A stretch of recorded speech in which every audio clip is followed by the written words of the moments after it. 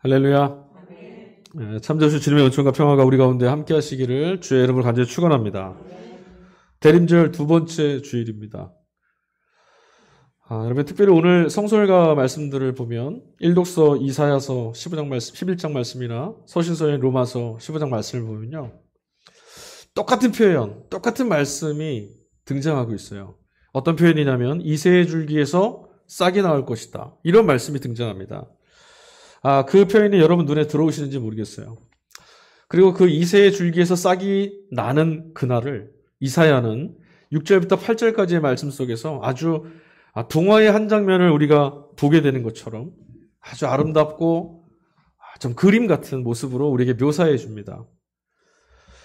제가 읽어드릴게요. 그날은 어떤 날이냐? 이리가 어린 양과 함께 살고 표범이 새끼 염소하고 함께 누워있고 송아지와 새끼 사자가 살진 짐승들이 함께 풀을 뜯고 암소와 곰이 친구가 되어 있고 그것들의 새끼가 한 곳에 누워 있고 사자가 소처럼 풀을 뜯어 먹으며 뿐만 아니라 젖먹는 아이가 독사의 구멍에 손을 넣으며 장난을 치고 젖된 아이가 그의 독사의 굴에다가 손을 넣어도 해를 입지 않는 그런 세상입니다 라고 표현하고 있습니다. 이 장면을 한마디로 표현하자면 이런 거죠. 해치고 파괴하는 일이 없는 모든 살아있는 것들이 하나님이 주신 생명 그대로를 아주 풍성하게 누릴 수 있는 꿈만 같은 세상입니다. 온 땅이 그러나 하나님을 바르게 알게 될 때, 천하 만민이 다 하나님을 알게 될 때만 그날이 이루어질 수 있을 것이라고 이사야는 말합니다. 그리고 그날이 바로 이새의 줄기에서 나오는 싹으로부터 그를 통해서만 경험하게 되는 세상이고 그 날이다라고 말하고 있어요. 그리고 이 땅에 그가 찾아오시던 그때를 신약 성경에서도요. 복음서 기자인 누가도 표현하고 묘사하는 장면이 나오는데 누가복음 2장 14절 말씀 보니 이런 표현이 있습니다. 지극히 높은 곳에서는 하나님께 영광, 땅에서는 하나님의 기뻐하시는 사람들 중에 평화로다. 이게 지금 이새의 줄기에서 나오는 그 싹이 우리 땅에 찾아오실 때의 모습이에요. 누가가 말했던 이 말씀은요, 단순히 예수님의 탄생을 덕담하려고 하는, 축복하려고 하는 그 덕담 정도의 말이 아닙니다. 이 이야기를 누가 했냐면 천사들이 했어요. 그리스도이신 아기 예수님이야말로 예언되어 있던 하나님이 보내실 그 싹이다. 이새의 줄기로부터 나오는 싹임이 틀림없다라고 보증해주는 천사들의 예수님을 향한 찬미였습니다. 이가 바로 그이다. 하나님이 약속하시는 분이 오셨으니까 땅 위에 끊이지 않고 있었던 다툼이나 갈등 같은 문제들이 이제는 이새의 줄기로부터 싹이 오셨으니 약속의 말씀대로 이분이 오셨으니 예언되어 있는 말씀처럼 확정적으로 그런 모든 갈등이 끝나버렸다라고 하는 선언이 담겨 있는 거예요. 앞으로 그런 일이 일어날 거다. 그게 아닙니다. 예수님이 오셨으니 그런 모든 갈등들은 다 끝이 났다라는 말씀이에요. 가슴이 벅차오를 만한 말씀이죠. 그런데 여러분, 이 말씀을 들으면서 우리 마음이 그닥 가슴이 드높아지고 있지 않는 것 같아요. 하늘의 영광은 둘째치고 땅에서 이루어질 평화 같은 게 눈에 들어오지 않기 때문이죠. 땅에서 평화가 임한다고 했는데 어디를 둘러봐도 평화가 보이지 않습니다. 메시아 희망이라고 하는 이 말씀이 우리에게 위로가 되지 않는 이유가 바로 여기 있습니다. 오히려 세상을 돌아다 보면 이런 일이 오히려 불가능할 것 같다라고 하는 불신에 우리는 떨어지고 맙니다. 그래서 우리는 참 안쓰럽습니다. 하늘로부터 하나님의 메시지, 평화의 메시지, 기쁨의 소식을 들어도 우리 마음이 평화해지지 않아서. 하지만 여러분, 하나님 말씀을 듣고도 이 평화의 소식을 듣고도 메시아가 오신다라는 기쁨의 이 소식을 듣고도 체념하고 낙담하는 우리들을 향해서 정신 차려라. 깨어나라. 천둥 같은 꾸짖음으로 우리를 부르는 말씀이 오늘 읽은 복음서 말씀 안에 들어있습니다. 말라기 선지자를 끝으로 여러분 아시다시피 400년 동안 유대 땅에는 외치는 자, 하나님 말씀을 외치는 자의 소리가 사라졌습니다. 400년간. 그런데 하나님 나라가 가까이 왔다라고 하는 외치는 자의 함성이 지금 이스라엘 땅에 울려 퍼지고 있습니다. 모두 다 이제는 끝났다라고 생각해서 주저앉고 있었는데 하나님께서 마치 그럴 수 없다고, 끝이 아니다라고, 이렇게 끝낼 수는 없다고 우리 모두를 일으켜 세우시는 것 같은 하나님의 위로이기도 하고 암울한 시대에 가져다 주시는 하나님이 주시는 소망이 외치는 자의 소리로부터 시작되고 있습니다. 자, 외치는 자, 그 외침이 시작된 곳이 여러분 어디였는지 아십니까? 도시나 왕국이 아니라 광야였습니다. 광야는 어떤 곳이냐면 더 잃어버릴 것이 없어서 하나님께만 소망을 둘 수밖에 없는 사람들이 모이는 곳입니다. 그것이 광야입니다. 여러분 본래 잃어버릴 것들이 많은 사람들의 땅에서는요. 하나님의 말씀이 잘 들리지 않는 법입니다. 잃어버릴 게 많다 보니 그것에 신경을 쓰고 그걸 지켜야 된다는 소리가 내 마음속에서 울려 퍼지다 보니 하나님 말씀이 안 들리는 거예요. 왜 요즘에 우리 시대에 하나님의 위로와 말씀이 잘 안 들리는지 가만히 생각해 볼 부분이죠. 오히려 여러분 요란한 성공신화에 파묻힌 사람들, 그런 이들의 바쁜 걸음에 하나님 말씀을 외면당하기가 훨씬 쉽죠. 그게 중요하다고 싶은 생각이 안 들다 보니 하나님 말씀이 들려오셔도 외면하다 보니 어느새 이제 잘 안 들리는 거예요. 우리 시대에 하나님의 위로를 다시 들을 수 있기를, 우리 시대에 우리를 위로하시면서 말씀하신 하나님의 말씀이 천둥처럼 들리는 역사가 있기를 간절히 소망합니다. 당시에도요, 제 힘으로 충분해서 하나님이 필요 없었던 사람들이 많이 있었습니다. 오늘만 그런 게 아니라 그 당시에도 그랬어요. 대표적인 사람들이 누구냐면 바리새인, 제사장들, 유대 종교의 기득권자들, 바로 그런 사람들입니다. 제 힘으로 넉넉했고 제 힘으로 충분했습니다. 그러니까 하나님 없어도 됩니다. 잃어버릴 게 참 많았던 사람들이죠. 그런데 지금 이들에게 광야에서 외치는 자의 소리가 들려오고 있어요. 광야에 지금 하나님 나라가 가까이 왔다라고 하는 소리가 외쳐지고 있습니다. 이 사실 자체가 사실 이들에게는 굉장히 위험한 겁니다. 그들이 누리고 있던 기득권의 상징이 뭐였냐면 성전이었어요. 근데 생각해 보세요. 광야에 하나님 나라가 임하였다라는 말은 하나님이 지금 광야에 오셨다는 말이에요. 그러면 하나님이 광야에 오셨다라는 말은 자신들이 지키고 자신들이 기득권을 누리고 있었던 성전 안에 지금 하나님이 안 계시다는 거예요. 자신들이 거짓이라는 거죠. 그러니 그들 눈에 광야에서 외치는 요한, 그는 아마 눈의 가시가 아니었겠습니까? 그들의 모든 권위의 근거였던 성전에 무의미한 게 돼버렸잖아요. 하지만 오늘 말씀을 보다 보니까 그런 기득권자들 중에서도 바리새인들 중에서도 모두가 다 요한을 적대시한 건 아니었던 것 같아요. 왜냐하면 오늘 말씀 보니까 그들 중에 많은 자들이 세례를 받으러 요한을 찾아왔다라고 되어 있거든요. 아마도 요한을 찾아온 사람들은 이런 사람들이 아니었을까 싶습니다. 여러분 평상시에 공부 잘 안 했던 학생들이 시험 기간이 되면 어떻게 되죠? 마음이 엄청 급해지죠. 무지무지 급합니다. 밤을 새냐 어떻게 하냐 마음이 엄청 급할 거예요. 그런 것처럼 이 사람들은 평상시에 어땠냐면 광야에 외치는 자의 소리가 없을 때는 어떻게 살았느냐면 깨우는 사람이 없었을 때 어떻게 살았냐면 마치 하나님이 안 계신 것처럼 하나님이 이 땅에 오시지 않을 것처럼 살아왔단 말이에요. 그런데 지금 요한이 하나님이 오셨습니다라고 외치고 있어요. 정신이 퍼뜩 든 거죠. 하나님 없는 것처럼 아나무인으로 살아왔던 그들의 마음이 급해지지 않을 수가 없었던 거예요. 오늘 3장 7절 말씀 보니까 요한이 이렇게 말합니다. 독사의 자식들아 누가 너희에게 닥쳐올 징벌을 피하라고 알려준 것이냐.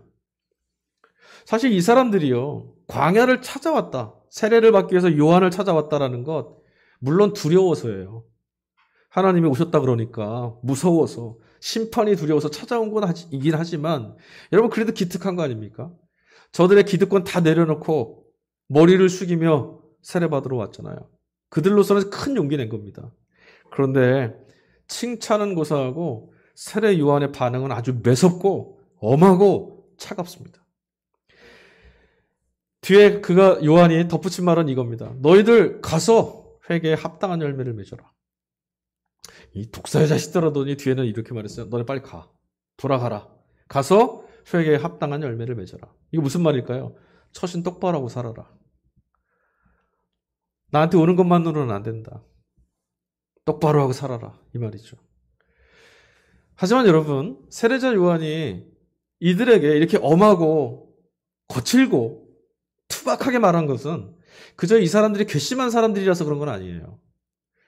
그전에는 잘난 척하더니 이제 와서 머리를 숙이고 심판 피하려고 아주 괘씸하구만. 저리 가, 이 말이 아니었던 거예요. 왜냐하면 세례자 요한에게 주어졌던 역할이 뭐였냐면 죄 사함이 아니라 회개로 이끄는 것, 그것뿐이었거든요.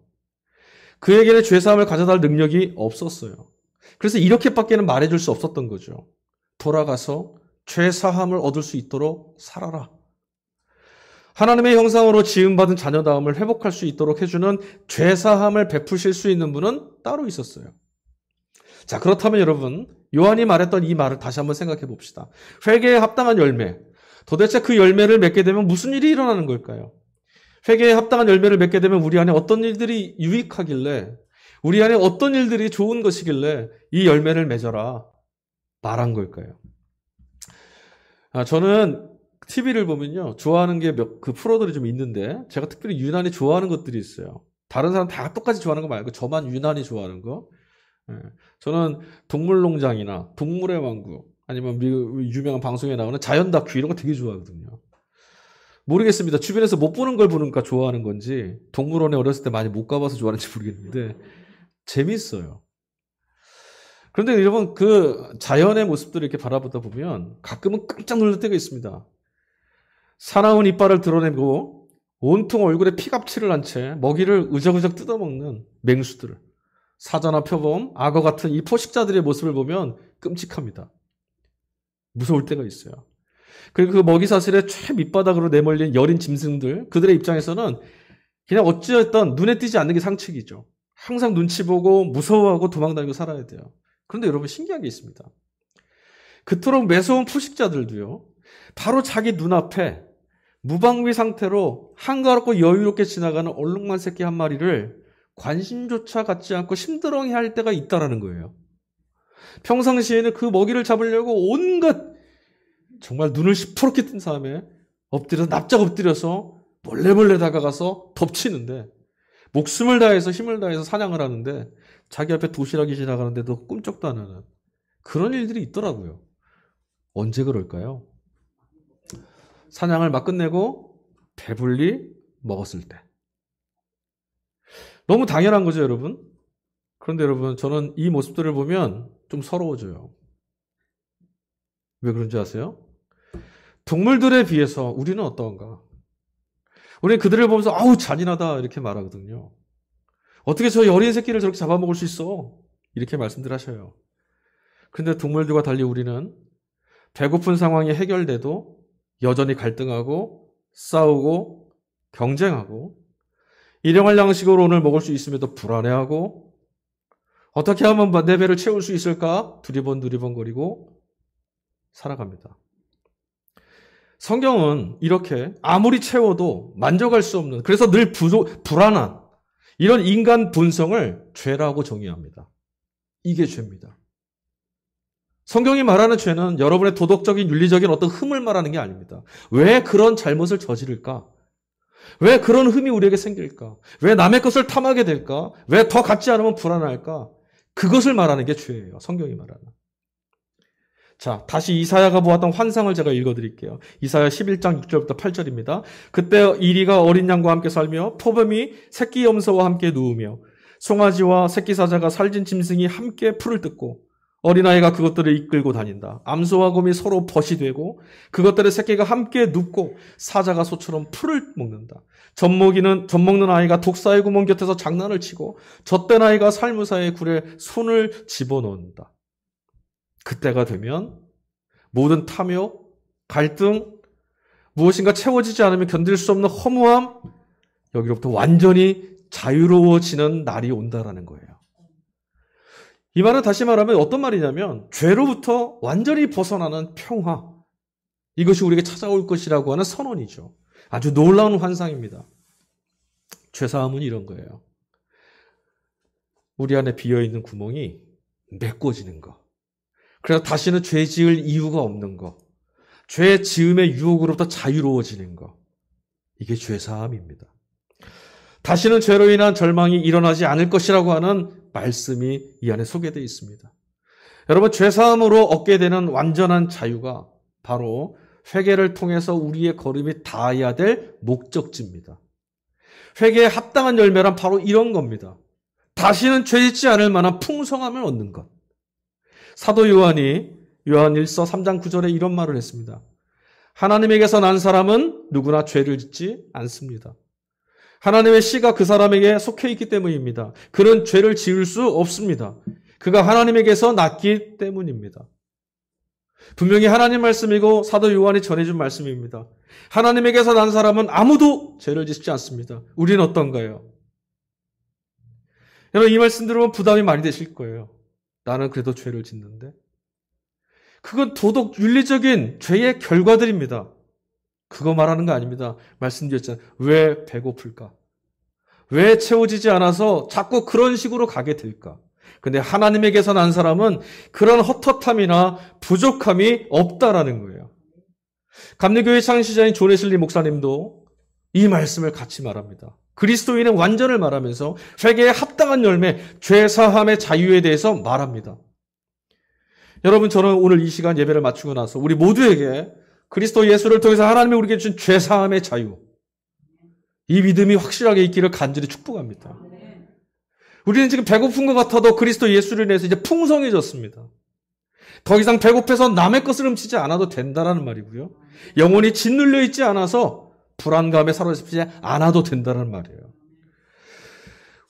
우리는 이 말씀을 들을 때 부담을 가졌죠. 왜 그렇습니까? 윤리, 도덕 차원에서 죄를 생각했고 그런 죄를 짓지 않는 온전함을 거룩함으로 생각했기 때문이에요. 그러다 보니 아까 말씀드렸지만 나는 내 마음속에 죄 짓는 게 여전히 있는데, 예수 믿기 이전이나 믿은 이후나 내 마음속에 탐욕이 있는데, 실수를 하는데, 미움도 있는데, 시기도 있는데, 거짓말도 했는데.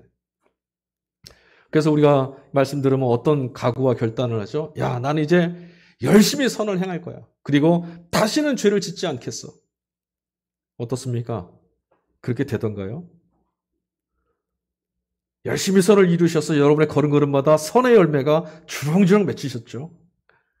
다시는 죄 짓지 않겠다고 하셔서 여러분의 마음이나 행동, 말에 죄의 열매가 맺히지 않았겠죠?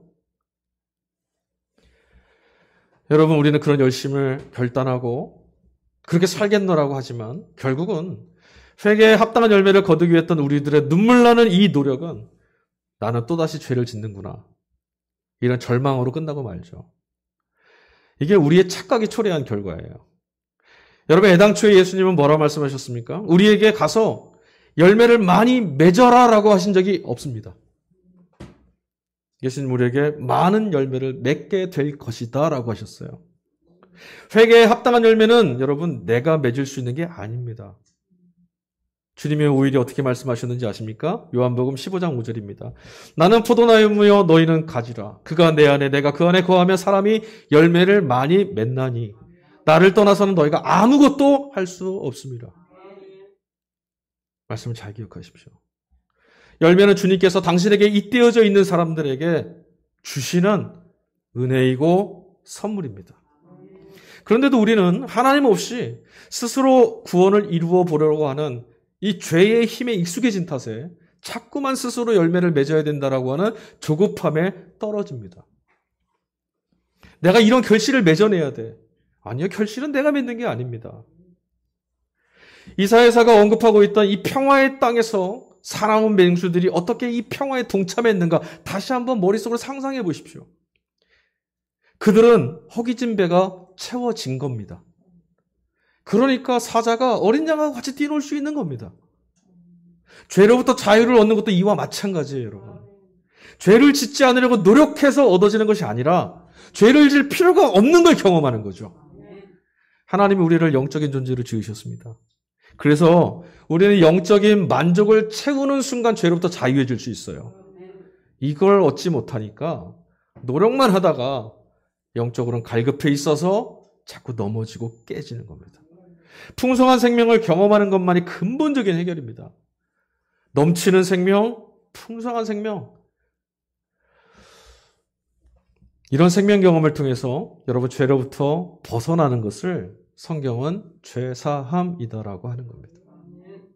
예수를 믿어서 더 이상 죄에 끌려가지 않아도 되는, 아니 그럴 필요가 없는.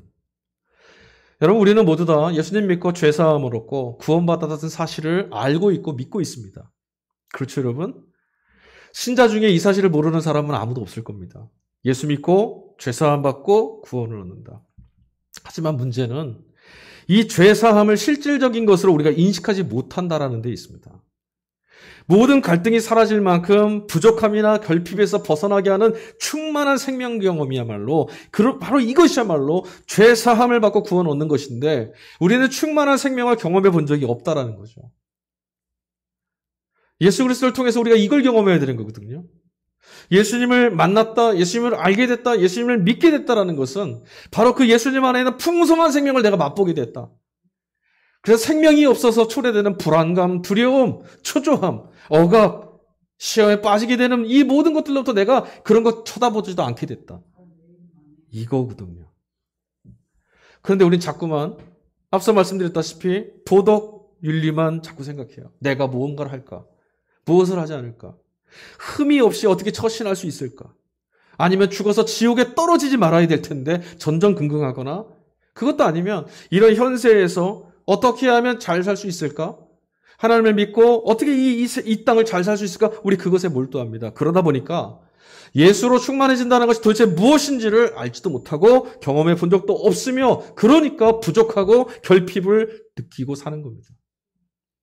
분명히 말씀드리겠습니다, 여러분. 그리스도 예수를 만나고 경험한 이들에게는 부족함이 없습니다. 결핍을 느낄 수 없는 겁니다. 그렇지 않다면 그는 구원자가 아닙니다. 그렇지 않다면 예수는 풍성한 생명의 주인이 아닌 겁니다. 여러분, 우리가 하는 대부분의 열심과 노력들, 그 안에서 찾아오는 좌절과 실패와 헛헛함들 다 왜 그렇게 하는 거죠? 죽지 않으려고. 그런데 예수 안에 풍성한 생명이 있는데 죽지 않으려고 노력할 이유가 뭐가 있냐는 거죠. 죄를 사하고 구원하는 예수 생명의 능력을 실제로 체험하실 수 있기를. 그것이 능력이 되어서 어떤 상황, 어떤 자리에 있더라도 두렵지 아니하고 결핍 때문에 움츠러들지 않고 풍성한 하나님의 은혜 가운데 채워졌다는 자신감이 여러분의 삶에 나타나기를 간절히 축복합니다. 그런 죄사함, 그런 평화를 실감해야 돼요. 주님을 믿는 그런 믿음이 있는 사람들이라면 여러분 그때부터는요. 성경에서 읽게 되는 하늘로부터 오는 평화의 메시지를 들을 때마다 소망이 넘쳐나게 돼요. 대림의 소망, 하늘에는 영광이요 땅에는 평화로다. 이 말씀을 들을 때 헛헛했고 그게 실제가 될 것인가 염려가 되고 불신에 떨어졌던 이유가 뭐냐. 예수 그리스도 안에서 우리에게 보내주신 그 메시아를 통해서 참된 평화를, 참된 생명을 아직 맛보지 못했기 때문에 안 들렸던 거예요. 그러나 주님을 그렇게 경험한 이들에게는 하늘로부터 울리는 메시지에 가슴이 뛰기 시작합니다. 하나님이 우리에게 이걸 가져다 주시는구나. 왜냐하면 예수님을 통해서 우리는 알게 됐어요. 구원이 하나님께로부터만 오는 것임을 알게 됐기 때문이에요. 그러니 하나님 주시는 말씀이 소망이 안 될 수가 없죠. 여러분 기억하십시오. 우리 자신의 지나온 시간들 패배의 경험을 기준 삼지 마세요.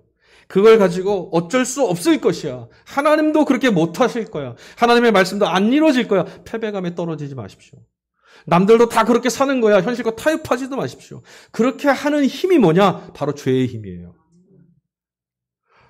남의 그 도둑질다 이게 아닙니다. 하나님의 말씀을 들었는데도 자꾸 절망이 돼요. 불신이 돼요. 이게 죄의 힘이에요. 믿지 못하게 하는 힘. 불안에 떨어지게 하는 힘. 이게 무서운 거예요. 그러므로 여러분 참된 구원은 육체를 채우는 방식이 아니라 영의 체험을 통해서 만족을 얻고 풍요를 경험하고 생명을 경험할 때 죄사함 얻게 되는 겁니다. 죄사함을 가져다 주시는 예수 그리스도. 그가 베푸시는 세례가 있어요. 그게 오늘 복음서 11절 후반절에서 12절까지 나타나요. 사도 요한이 이렇게 세례 요한이 이렇게 말했습니다. 물세례를 주는 자신과는 달리 내 뒤에 오시는 분, 메시아, 구원자이신 그리스도께서 오실 때 그분은 뭐로 세례를 주신다고 했습니까? 성령과 불로 세례를 주실 거다. 이렇게 말했어요. 그리고 주님께서 성도들에게 그렇게 불과 성령과 불로 세례를 주시는 목적을 뭐라고 말했냐면 후반절 보니까 타작마당을 그는 깨끗이 하기 위해서 알곡은 곳간에 쭉정이는 불에 태우실 거다. 이렇게 말해요. 그러니까 성령과 불을 세례를 베푸신 이유가 뭐예요? 타작마당을 깨끗이 해서 있을 것들을 있을 자리에 놓이게 하는 것. 마땅히 있을 게 있는 곳으로 가는 거예요. 생각해 보세요. 알곡이 불에 태워지고 쭉정이가 곳간에 가 있으면 됩니까? 안 되잖아요. 곳간에다 열심히 비축해서 모아놨는데 다 쭉정입니다. 어떻게 되겠어요? 농사 망한 거죠. 있으면 안 되는 거예요. 쭉정이는 불에 태워지고 알곡은 곳간에 가 있어야 돼요. 이게 바로 예수님이 가져다 주시는 심판입니다. 있어야 될 게 있는 곳에 가는 거예요. 하나님 백성들은 하나님 나라로, 심판받아야 될 마귀 사탄은 음부의 권세로, 지옥으로. 이거 있을 곳으로 가는 거예요. 알곡이 불에, 쭉정이가 곳간에 있으면 안 된다고 분명히 말씀드렸어요. 그런데 생각해 보세요. 알곡만, 순전한 알곡만 곳간에 들이기 위해서 뭐가 필요하냐면 쭉정이가 묻어가지 않게 해야 되고 쭉정이가 없어야 되잖아요. 그 쭉정이는 어떻게 하라고요? 태워야 돼요. 반드시 골라내서 태워야만 알곡만 남고 그 알곡을 곳간에 들일 수 있는 거예요. 그래야만 알곡을 있어야 될 곳으로 가져가는 거죠. 이때 필요한 게 뭐냐면 불이에요, 불. 태우는 건 불이잖아요. 물이 태우는 게 아니라 불이 태우는 겁니다. 이런 점에서 불과 성령은 같은 의미예요. 성령은 어떤 분이십니까? 우리 안에서 죄를 태우시는 분. 우리 안에 사특한 것들을 불순물을 태우시는 분이잖아요. 똑같아요. 그래서 불과 성령은 같은 의미로 사용되고 있습니다. 그런데 많은 경우에 이 알곡과 쭉정이 말씀을 들을 때, 읽을 때, 말할 때 우리 본문을 오해하곤 합니다. 이 말씀을 들을 때 여러분 어떤 생각하셨어요? 제일 첫 번째 하는 생각은 꺼지지 않는 불 같은 이 지옥불에 떨어지지 않기 위해서 나 어떻게든 알곡이 돼야겠다. 그렇죠? 아마 그러셨을 거예요. 야, 알곡이 안 되면 쭉정이는 꺼지지 않는 불에 떨어진대. 태워진대. 그럼 난 알곡이 돼야지. 어떻게든 알곡이 될 거야. 그래서 조바심에 막 사로잡힙니다. 두 번째는 이런 생각을 가져요. 나는 어느 편일까? 알곡일까? 쭉정이일까? 질문해 볼까요? 여러분은 어느 편이세요? 알곡이세요? 쭉정이세요? 자신 있어요? 우리들의 답변은 똑같을 거예요. 나 정도면 알곡이라 생각하시는 분도 있을 거고, 그 중에는 아무리 생각해봐도 나는 쭉정인 것 같아. 낙심하시는 분도 있을 겁니다. 심지어는 여러분, 타인을 향해서도 이 잣대를 우린 같이 들이댑니다. 교회 생활을 열심히 하고 봉사 열심히 하시는 분들 보면 뭐라고 말하죠? 알곡이야. 칭찬해 줍니다. 그렇지 않는 분들 뭐라고 보면 어떻게 되죠? 쭉정이 같다라고 쉽게 판단하고 정죄합니다. 근데 여러분, 알곡과 쭉정이가 구별이 쉬운가요? 어르신들은 다 아실 거예요. 농사짓는 분들이라. 알곡과 쭉정이 구별하기 어렵습니다. 겉으로 볼 땐 똑같아 보여요. 눈으로 구별하기 어렵습니다.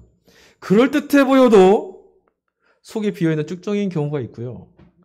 쭉정이인 줄 알았는데 알곡인 경우도 있습니다.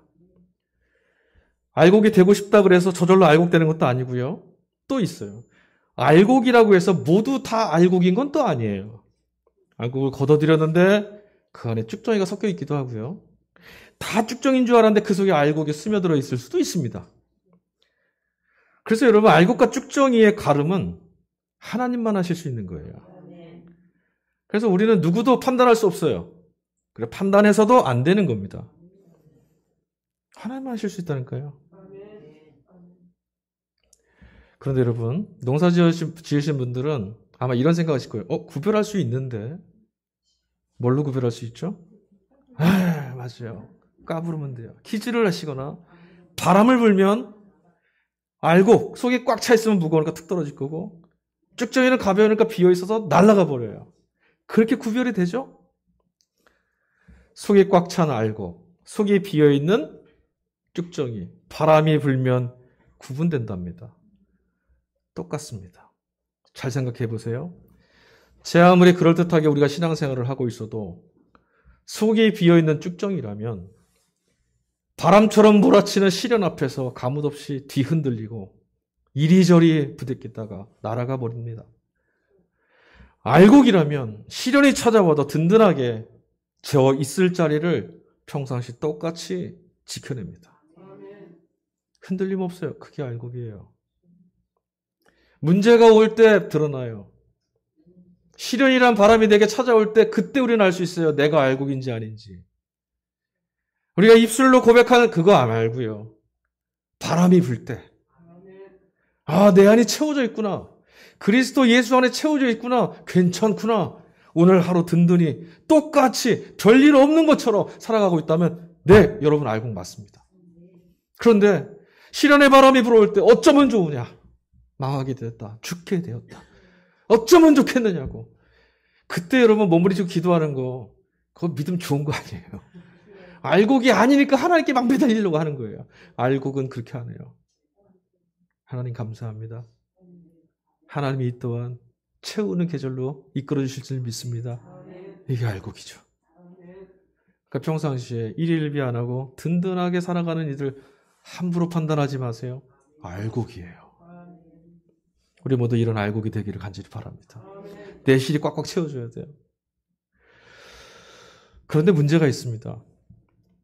아무리 우리가 스스로를 채우려고 노력을 해도 아까 알곡 속에도 쭉정이가 있다고 했잖아요. 우리 안에 쭉정이가 아직도 남아있어요. 안 지워져요. 고린도전서 3장 13절. 그에 따라 각 사람의 업적이 드러날 것입니다. 그날이 그것을 환히 보여줄 것입니다. 그것은 불에 드러날 것이기 때문입니다.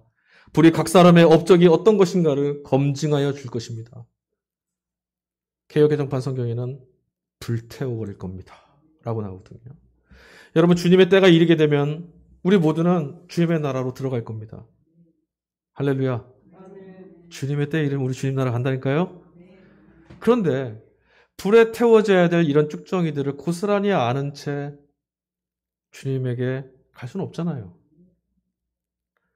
저는 그날에 이를 때 예수 생명으로 속이 꽉 찬 알맹이로 주님 앞에 서 있고 싶어요.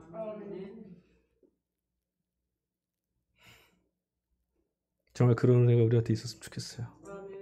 그러려면 아무리 애를 쓰고 아무리 노력을 해도 제거되지 않았던 내 안에 숨어있던 그 쭉정이들을 태워내야 되는데 쭉정이를 없애는 방법은 태움밖에 없는데 그래서 태울 불이 꼭 필요한데 그러니까 여러분 꼭 태운다라는 게 끔찍하고 잔인하고 나쁜 거 파괴적인 것만은 아닌 거예요.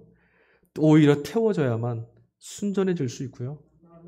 태워져야만 알곡만 남아요. 불과 성령으로 세례를 베푸시는 주님 때문에 여러분 우리는 쭉정이는 모두 불타고 순전한 것만 남은 알곡으로 하나님 앞에 설 수 있게 될 줄로 믿습니다. 주님 때문에. 주님이 그 세례를 우리에게 베풀어 주셔서. 대림절 두 번째 주일입니다. 성서일과 본문 속에서 우리가 함께 읽게 되는 이 소망의 메시지들, 희망의 메시지들, 우리가 이 기쁨에 초대받았다는 사실을 가르쳐주는 말씀들이에요. 바울 사도가 서신서인 로마서 15장에 이렇게 말했습니다. 무엇이든지 전에 기록한 것은 우리에게 교훈을 주려고 한 것이며 성경이 주는 인내와 위로로서 우리로 하여금 소망을 가지게 하려는 것입니다. 라고 말해요. 전에 기록된 것, 성경이죠. 특별히 구약 성경일 거예요. 바울이 말했을 때는. 성경, 말씀이 기록된 목적이 뭐라고요? 우리에게 소망을 가질 수 있도록 하려고. 그리고 13절에 이어서 바울이 또 말합니다. 아무쪼록 희망을 주시는 하나님께서 믿음에서 오는 온갖 즐거움과 평화를 여러분에게 가득 안겨주시고 성령의 힘으로 희망이 여러분에게 넘쳐 흐르게 하여 주시기를 빕니다. 그러니까 우리가 뭔가를 해서 기쁨과 소망을 얻는 게 아니라 희망을 하나님께서 주시는데 성령이 우리 안에 그 평화를 풍성하게 누릴 수 있도록 넘쳐 흐르도록 해주시는 분이라는 거죠. 제가 아까 동물의 세계 말씀드렸잖아요. 이사야의 환상 말씀드렸잖아요. 똑같은 거예요. 하나님 우리를 잘 아세요. 우리 안에 쭉정이가 얼마나 많은지를. 우리 영혼에 채워지지 않으면 늘 죄에 떨어져 있을 수밖에 없는 걸 잘 아시거든요. 염려, 근심, 불안, 두려움 같은 죄의 쭉정이들 이거 태워내시려고 불과 성령과 불로 세례를 베푸시는 주님이 우리 안에 찾아오셨어요. 온갖 즐거움과 평화가 다 그분께로부터 오는 거래요. 죄와 죽음으로부터 자유로워지는 길은 처음부터 끝까지 여러분 이 예수 그리스도께 집중하는 것뿐입니다. 답이 이분밖에 없는 거예요. 그래서 그만이 우리의 죄 사함 그것을 위한 세례를 베풀어 주실 수 있는 분이거든요. 그 때문에 여러분 넘치는 희망으로 우리 영혼을 가득 채울 수 있는 것도 주님밖에 없다라는 거예요. 여러분, 우리는 주님을 더 깊이 알아야 됩니다. 예수님을 생명으로 경험하는 일에 여러분 천착하셔야 됩니다. 그리고 그것이 교회가 해야 될 일입니다. 예수님 때문에 여러분 기쁘다라는 걸 경험해야 되고요. 예수님 때문에 용기도 얻어야 되고요. 예수님 때문에 힘을, 이 모든 헛헛한 삶의 일들을, 시련과 역경을 이겨낼 수 있는 힘을 경험하실 수 있어야 돼요. 예수님 때문에 나는 가난하지만 풍성하다라고 말하는 그 무엇인가 경험하실 수 있어야 돼요. 예수님 때문에 나는 능력이 없지만 그러나 나는 일체의 비결을 배웠고 그리스도 예수 안에서 능치 못함이 없다고 말했던 바울의 고백이 그럼요 내 고백입니다가 되셔야 돼요. 그 예수님이라. 여러분 실제로 이 일을 위해서 어떤 노력을 하고 계시나요? 저도 세례 요한처럼 엄하게 좀 말씀드릴게요. 예수님을 생명으로 경험하기 위해서 우리는 무엇하고 있을까요? 그런 노력이 없으면서 그리스도를 통해서 주시는 하나님의 절대 생명, 풍성한 생명, 죄사함을 통해서만 얻게 되는 구원의 능력과 자유, 이거 경험해보지 못했다라고 말하는 것은 변명이고요. 불행한 일이에요. 예수님을 알고 복음을 들었으면 넘쳐 흐르는 무언가를 경험하셔야 돼요. 생명이 풍성하다는 게 이것이구나. 예수님 안에는 정말 풍성한 게 있구나. 내가 세상에서 뭐 없어서 내몰려 있었는데 예수님 안에 있으면 풍성하고, 그러니까 예수 안에서 자유가 있는 거예요. 여러분 주님께서 오고 계십니다. 세상을 뒤덮고 있는 죽음의 쭉정이들을 태워내려고, 사람들의 영혼을 짓누르는 이 죽음의 쭉정이들을 태워내시려고 오롯이 하늘의 영광을 바라볼 수 있는 평화를 우리에게 가져다 주시려고 주님은 지금도 오고 계십니다. 죄사함을 가져다 주는 풍성한 생명을 여러분 예수 그리스도 안에서 경험한 사람들이라면 강림절에 맞이하는 이 메시지, 주님이 오고 계시다라고 하는 이 메시지, 시련을 이기고도 남음이 있는 능력이 될 줄로 믿습니다. 폭력이 힘이 되어버린 세상의 권세 앞에서도, 죽음이 붙들고 끌고 가는 이런 권세 앞에서도 오롯이 하나님을 향해서 일어설 수 있고 주어진 인생과 삶을 기쁨으로 감당하며 걸어갈 수 있는 소망과 기쁨, 그 넘치는 것들은 다 예수 그리스도 안에 있다라는 사실을 여러분 믿으시길 바랍니다. 그분이 우리를 위해서 오고 계시다라니까요. 여러분의 삶을 향해 돌진해 오고 계시다니까요. 깨어지고 비어있는 우리의 영혼을 채우시려고 주님이 찾아오고 계십니다. 그분을 통해서 만족을 누리십시오. 예수님만으로 풍성하다는 말씀이 여러분의 삶에서 그렇습니다, 아멘이 될 수 있는 날까지 하늘을 향해 성령의 도우심을 구하며 나아가십시오. 노력으로 되는 것이 아니라, 방법으로 되는 것이 아니라 하나님이 주시는 그 기쁨이 성령을 통해서 우리에게 채워진다는 사실을 믿고 그분께 귀 기울이셔야 되는 거예요. 다른 거 말고요. 주님을 주목하십시오. 내 안에 찾아오셔서 성령과 불로 내 안에 헛헛한 쭉정이들을 태워내시는 그 주님을 집중하시고, 오늘도 성령으로 하나님이 주시는 기쁨을 넘치도록, 그래서 우리를 평화로 이끌어 주시는 그 성령의 도우심을 주목하면서 대림의 기간을 기다림으로 소망으로 살아내실 수 있기를 간절히 축원드립니다. 우리 같이 찬양같이 부르겠습니다. 오늘 이사야 선지자는 그렇게 말했어요. 하나님을 아는 지식이 온 땅에 충만할 때, 그때가 되면 이새의 뿌리로부터, 줄기로부터 싹이 날 것입니다. 그때가 되면 온 만민이 하나님을 알게 될 겁니다. 그때가 되면 온 땅에 평화가 임할 겁니다. 그때가 되면 갈등이 없고 다툼이 없고 슬픔이 없고 전쟁이 없는 하나님의 나라가 진짜 이루어질 겁니다라고 말했습니다. 맞습니다. 하나님은 오늘도 쉬지 않습니다. 예수 그리스도는 우리의 땅에 희망을 주시려고, 바로 이 나라를 이루시려고 우리에게 찾아오셨고, 또 이것이 이 땅의 마지막이 종말을 되기를 위해서 지금도 오고 계십니다. 우리 같이 찬양합시다. 세상 모든 민족이 구원을 얻을 때까지